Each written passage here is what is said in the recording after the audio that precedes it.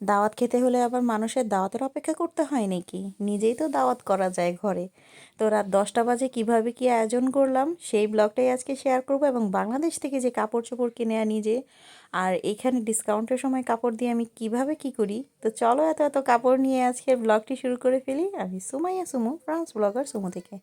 আসসালামু আলাইকুম, তোমাদেরকে সবাইকে অনেক অনেক অনেক ভালোবাসা দিয়ে তোমাদের উপরে শান্তি বর্ষিত হোক সেই দোয়া করেই আমার ব্লগটি শুরু করছি। তো সকালবেলায় আর কি আমি ভাবছিলাম যে বাংলাদেশ থেকে কাপড় চোপড় যেগুলো নিয়ে আসছিল কিনে আর কি, নতুন যেগুলো একদম ব্র্যান্ড নিউ যেগুলো, সেগুলোকে আমি অর্গানাইজ করে যেভাবে রাখি একটু আবার চেঞ্জ করতে হবে। তো আজকের ব্লগে আর কি সেটাই শেয়ার করব ভাবছিলাম, আর নিজের কাজটাও হয়ে যাবে এই জন্য। তো বাচ্চাদের কাপড়, হাজব্যান্ডের কাপড়, আমার কাপড় সব কিছুই নতুন নতুন কাপড় আজকে তোমরা দেখতে পাবা কিভাবে অর্গানাইজ করি। আর এই অর্গানাইজ করতে কিন্তু দেখতে ব্লগটা ছোট হলেও আমার প্রায় 5-6 ঘন্টা সময় লেগেছে, কারণ এগুলো নতুন কাপড় যেগুলো, এগুলো ভালো করে অর্গানাইজ না করলে দেখা গেছে নতুন কাপড় নতুনের মতোই থাকে, পুরানটাই বেশি পরা হয়। তো এই যে এই বক্সটা আজকে রেডি করে ফেললাম, 2টা বক্সের কাপড় একটার মধ্যে রাখবো, সব কিছু অর্গানাইজ করে এটার মধ্যে রাখবো, ইনশাল্লাহ মনে হয় হবে। তো দেখা যাক কতটুকু হয়। তো আমি এই যে প্রথমে আমার হাজব্যান্ডের কাপড়গুলো রেখে দিছি, এগুলো সব তার একদম ব্র্যান্ড নিউ গেঞ্জি, যেগুলো সে সামারে পরবে বা বিভিন্ন ওকেশনে। আমরা তো সবসময় এরকমই করি, ডিসকাউন্টের সময় বা এখানে যখন সোল্ড দেয় বা বাংলাদেশে যখন যাই তখন বেশি বেশি কাপড় কিনে নিয়ে আসি, কারণ এখানে তো অনেক এক্সপেন্সিভ। আর যেহেতু কাপড় অনেক বেশি লাগে এই কারণে বেশি বেশি কাপড় কিনতে হয়। আর এখানে স্কুলে তো বাচ্চাদের কোনো ড্রেস নাই, ড্রেস কোড যদি থাকতো তাহলে এত কাপড় হয়তো লাগতো না, যার কারণে বাচ্চাদের নতুন নতুন কাপড় দিতে হয়। তো এই তো আমি এখন সব হাজব্যান্ডের কাপড় অর্গানাইজ করব। হাজব্যান্ডের কাপড় অর্গানাইজ করা শেষ হলে তারপর এক এক করে সবার কাপড়ই রাখা হবে এই বক্সটার মধ্যে আর কি। এটা বড় একটা বক্স মনে হয় হয়ে যাবে এটার মধ্যে, ওই হিসাব করেই আর কি নিলাম, কারণ 2টা বক্স আমার খালি হবে, ওই 2টা আমি আবার অন্য কাজে আমি অ্যাপ্লাই করতে পারবো। তো প্রথমে হাজব্যান্ডের গেঞ্জি রেখে দিলাম, সবগুলো গেঞ্জি হাফ হাতা ফুল হাতা এরকম করে রাখছি। দেখো কিভাবে রেখেছি, আমি এভাবেই কাপড় রাখি, কারণ এভাবে কাপড় না রাখলে আমার মনে হয় যে আমার যে কাপড় কখনোই এগুলো জায়গা নিবে না আমার বাসায়। আর কাপড় ম্যানেজমেন্টের একটা বিষয় আমি জানতে পারছি, মানে নিজের এক্সপিরিয়েন্স থেকেই বলতেছি, যে যত তোমার বড় বড় আলমারি থাকুক, যদি তুমি ভালো করে অর্গানাইজ না করতে পারো সেটা কিন্তু তাও সাফিসিয়েন্ট হবে না, জায়গা সবসময় শর্ট পড়বেই। তো যেইটুকু জায়গা আছে সেটার মধ্যে অর্গানাইজেশন শিখতে হবে, এবং অর্গানাইজ যদি করতে জানে তাহলে কিন্তু অল্প জায়গাতেই অনেক কিছু করা যায়। তো সেই রকম অবস্থা এখন আমাদের, তো দিন দিন মানুষ বাড়তেছে এবং কাপড়ও বাড়তেছে, বাট আমাদের তো আর জায়গা বাড়বে না, কারণ ফ্রান্সের মতো এক্সপেন্সিভ জায়গায় চাইলে অনেক বড় বাসা নিয়ে থাকা যায় না। বাট আলহামদুলিল্লাহ আমি 3 রুমের বাসায় থাকি, এবং অনেক সুন্দর বাসার সাথে আমার বাসার সাথেই হচ্ছে একটা ওপেন ক্লোজেট দেয়া আছে। মানে আলহামদুলিল্লাহ সব কিছুর দিক দিয়ে আলহামদুলিল্লাহ। মানুষের চাহিদার কোনো শেষ নেই, যা আছে তার মধ্যে মানুষ যদি স্যাটিসফাই থাকে এতেই অনেক বড় বড় জিনিস অ্যাচিভ করতে পারে। তো যাই হোক, আমি আমার হাজব্যান্ডের ট্রাউজারগুলো সব গুছিয়ে নিয়েছি, গেঞ্জি সব গোছানো হয়ে গেছে, এখন হচ্ছে বাচ্চাদের কাপড়, আমার কাপড়, এগুলো আমি অর্গানাইজ করব। তো আমার এই গেঞ্জিগুলো আমার হাজব্যান্ড বাংলাদেশ থেকে নিয়ে আসছে, কারণ এখানে তো ঠান্ডা প্রবণ দেশ, চাইলেই তো সালোয়ার কামিজ সবসময় পরা যায় না, বাট আমি চেষ্টা করি সালোয়ার কামিজ পরার, বাট বাসায় দেখা গেছে অনেক সময় আমার গেঞ্জি ইউজ করতে হয়।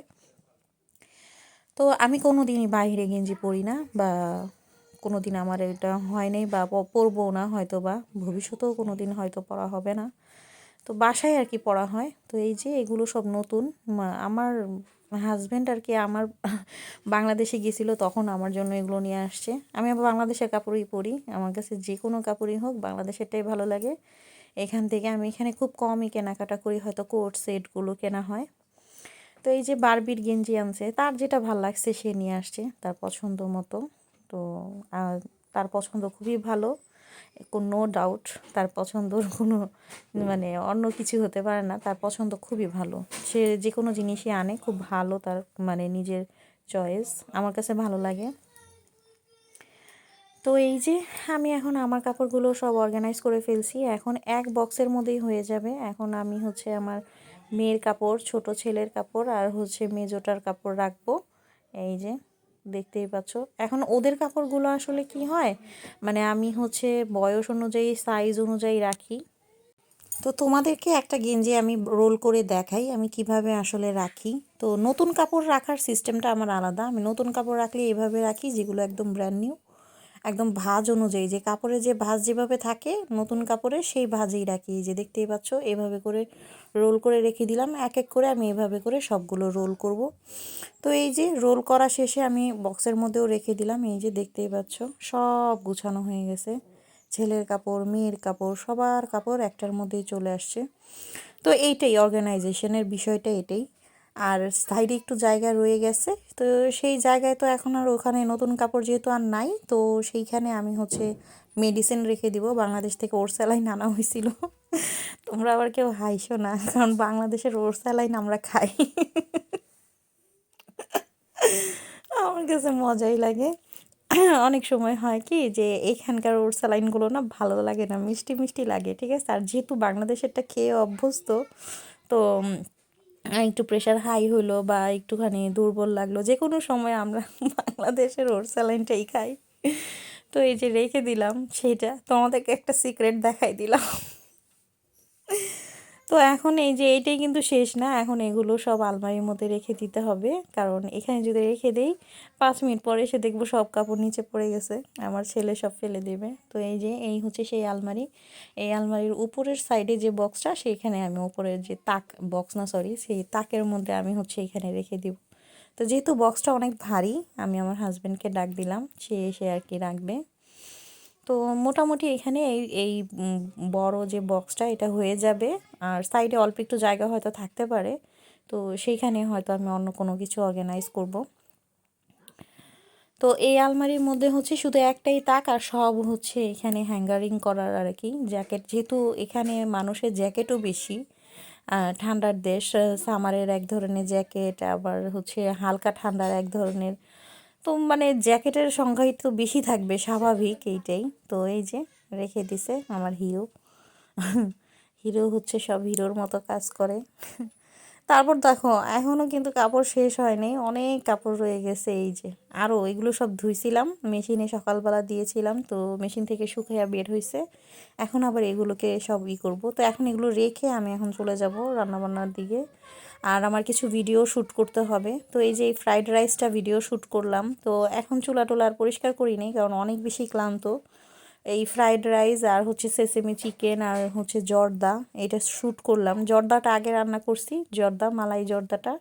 এটার রেসিপিটা পেয়ে যাবা আমার চ্যানেলে, সুন্না কিচেন ফ্রান্সে আর কি, যেটা আমার কুকিং চ্যানেল, সেখানে মালাই জর্দা রেসিপি পাবা। আর ফ্রাইড রাইস আর হচ্ছে সেসেমি চিকেন, এগুলো আসবে, এক এক করে আনবো। তো এই যে সেসেমি চিকেনটা নিয়ে আসলাম। এখন ফ্রাইড রাইসের সাথে সেসেমি চিকেনটা আর কি করেছি। আর জর্দা করলাম একটু। বাসার মধ্যে ভালো মন্দ রান্না করলে হয় কি যে বাচ্চারাও একটু এক্সাইটেড থাকে। যেমন এই যে আমার মেয়ে হচ্ছে ফুলদানি এনে রাখছে সামনে, সেও এখন এই জিনিসগুলো বুঝে। তো নর্মালি আমি রান্না শেষে চুলাটা ক্লিন করে ফেলি, বাট এখন আর আমার শরীরে কুলাইতেছে না। এই যে জর্দা রান্না করার শেষেই হচ্ছে সাথে সাথেই ওরা খাওয়া শুরু করে দিছিল, হাফের মতো ফিনিশ হয়ে গেছে অলরেডি। এখন আমি হচ্ছে নিজেদের খাওয়ার জন্য আর কি নিয়ে যাচ্ছি, রাত্রেবেলা বসে সবাই খাবো, দেখতেই পাচ্ছ। আর বেশি কিছু করি নি, কারণ অনেক বেশি আইটেম করলে হয় কি খাওয়া হয় না। আর বেশি আইটেম করলে দেখা গেছে ফুড অনেক ওয়েস্ট হয়, আর ওয়েস্টিং আমার একেবারেই পছন্দ না। মানে আমি কোনো খাবার ফেলতে পারি না, আমার প্রতিটা জিনিসই বেশি বেশি রান্না করলে দেখা গেছে আমি মায়ায় ফেলতে না পেরে নিজের খাওয়া লাগে। তো এই জন্য বেশি আইটেম আমি করি না, যেটা বাচ্চারা খেতে পারবে বা আমার হাজব্যান্ড খাবে ওইটাই আমি করি একমাত্র। এই যে এখন আমার ছেলে হচ্ছে খাবার দাবার বাদ দিয়ে সে শুধু সালাদ খাচ্ছে। সালাদ আরও সুন্দর করে সালাদ করা যেত, বাট বললাম না যে অনেক বেশি টায়ার্ড হয়ে গেছি, এই জন্য এখন বসে পড়বো, সবাই মিলে বসে একসাথে খাবো, এই টেবিলেই বসে খাবো। ডাইনিং টেবিলে খাওয়া হয় না, প্রায় সময় হয়ও, আবার অনেক সময় হয়ও না, এরকম আর কি। তো বাচ্চারা অনেক বেশি পছন্দ করেছে। আর ফ্রাইড রাইস এবং বিরিয়ানি, খিচুড়ি, মানে যত ধরনের রিচ খাবারগুলো আছে, এইগুলো আমার হাতে এত ভালো হয় যে মানে কি বলবো, আনবিটেবল যেটাকে বলা যায়। আমার হাতে এই খাবারগুলো অনেক ভালো হয়, যে দেখতেই পাচ্ছ আমি ফ্রাইড রাইসে মানে এখানে গাজর ব্যবহার করি নেই, ওইটার বদলে সুইট কর্ন দিয়েছিলাম। এবং মানে এত বেশি ভালো হয়েছে, প্রফেশনাল, আমার মনে হয় যে প্রফেশনাল এখানে রেস্টুরেন্টও প্রফেশনাল তো সুন্দর করে খাবার করতে পারে না, আমাদের দেশি স্বাদটা আনতে পারে না। তো এটা এশিয়ান চাইনিজ যে ফ্রাইড রাইস সেটা হয়েছে এশিয়ান স্পাইসের সাথে, যেটা একদম মানে চাইনিজ ফ্রাইড রাইস তো একদম সাদা সাদা থাকে। তো ফার্স্টে হচ্ছে আমার হিরোর জন্য বাড়তেছি আর কি, তাকেই আগে দিই সব সময়। তো এই যে সেসেমি চিকেন, বাঁধাকপি দিয়ে, আর হচ্ছে ফ্রাইড রাইস এটা দিলাম, আর একটু সামান্য তেল। যদিও সে একেবারে মানে অয়েলি রিচ খাবার এগুলোকে বেশি বলে যে বেশি বানায়ও না, কিন্তু আমি কি বলবো, আমার মানে এই জাতীয় খাবারই আমার ভালো লাগে, আমার মুখে স্বাদ লাগে। আর হচ্ছে নর্মাল যে দেশীয় খাবারগুলো ওগুলো কেন জানি আমার বেশি একটা ভালো লাগে না, মানে আগে থেকেই আমার কাছে এই জাতীয় খাবারগুলোই বেশি পছন্দ। বলা যেতে পারে যেগুলো আনহেলদি আর কি, বলা যায় যে ওগুলাই আমি বেশি পছন্দ করি, অয়েলি ফুডগুলো। এই তাকে দিলাম। তো এক এক করে সবাইকে দিব, আর আমি খাওয়ার সময় তোমাদেরকে দেখাবো এই যে এই প্লেটটা হচ্ছে আমার। তো দেখাবো যে কেমন মানে হয়। তো বাচ্চাদের আসলে নিয়ে বসলে প্রথমে মায়ের খাবার থেকে আগে বাচ্চাদেরকে দেওয়াটাই হচ্ছে হয়। তো আমি একটা কথা বলবো যে অনেক নতুন নতুন বন্ধুরা আমার চ্যানেলে আসো, তো অনেক জায়গায় কিন্তু আমি কমেন্ট করি, আমার কমেন্টটা আসলে শো হয় না কেন আমি জানি না, এক সময় হয় এক সময় হয় না। তো তোমরা কিন্তু কেউ মনে মনে কষ্ট নিও না যে আপুর কাছে গেলে আপুর রিটার্ন আসে না, কিন্তু আমি রিটার্ন যাই এবং কমেন্টও করি, কিন্তু কি করব, ইদারিং এই প্রবলেমটা আমার সাথে হইতেছে। তো তোমরা অবশ্যই সেই জিনিসটা একটু বুঝবা, কনসিডার করবা। আমি এখন চেষ্টা করতেছি যে আমার এই সমস্যাটা কিভাবে সমাধান করা যায়। আর যারা যারা নতুন আসতেছো তাদেরকে বলবো অবশ্যই একটু তোমরা সাবস্ক্রাইব করবা, আর চ্যানেলে কমেন্ট করে দিয়ে যাবা, যাতে আমি সেই কমেন্ট ধরে তোমাদের কাছে যেতে পারি। আর একটা কথা হচ্ছে যে এই যে কমেন্ট যে শো হয় না, এটা অনেক সময় হয় কি, কারণ আমরা অনেক বেশি মানুষের ভিডিওতে যাই বা করি, এই জন্য হয়তো বা কমেন্ট শো হয় না, জানি না কেন কমেন্টের এই প্রবলেম, হাইড হচ্ছে ইদানিং আমার কমেন্টে, এই কারণে হয়তো বা এটাও হতে পারে। তো আই ডোন্ট নো, যদি কারো জানা থাকে কেন অবশ্যই তোমরা সেটা বলবা, কমেন্টে জানিয়ে দিয়ে যাবা যে এইটা মানে এই সমস্যার কারণে কিন্তু ইদানিং আমার মানে আমার মেন আইডিটা দিয়ে আমি ভালোভাবে কারো ভিডিও ঠিক মতো দেখতে পাচ্ছি না, দেখলেও হয়তো সে জানবে না কারণ আমি দেখে আসছি, এরকম একটা অবস্থা হয়েছে। তো ওই যে আমি এখন বিসমিল্লা করে খাওয়া দাওয়া শুরু করলাম, অনেক কথাই বললাম তোমাদের সাথে। তোমাদের যদি আমার কোনো কথা দৃষ্টিকটু লাগে অবশ্যই ক্ষমাসুন্দর দৃষ্টিতে দেখবা, এবং তোমরা আমার সাথে থাকবা, সাপোর্ট করবা, এভাবে ভালোবাসা দিবা যেভাবে দিয়ে আসতেছো। আর আমি চাইলেও আসলে ডেলি ডেলি ব্লগ এখন আর দিতে পারি না, কারণ দুইটা চ্যানেল মেনটেন করা অনেক বেশি কষ্টকর।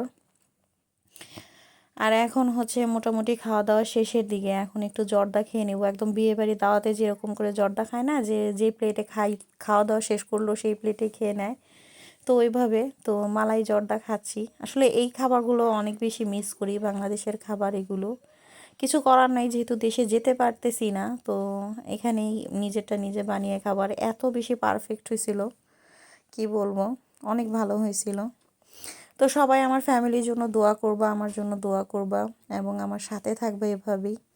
আজকের মতো এখানেই, সবাইকে অনেক অনেক ভালোবাসা দিয়ে আমি তোমাদের কাছ থেকে আজকের মতো বিদায় নিতে চাচ্ছি।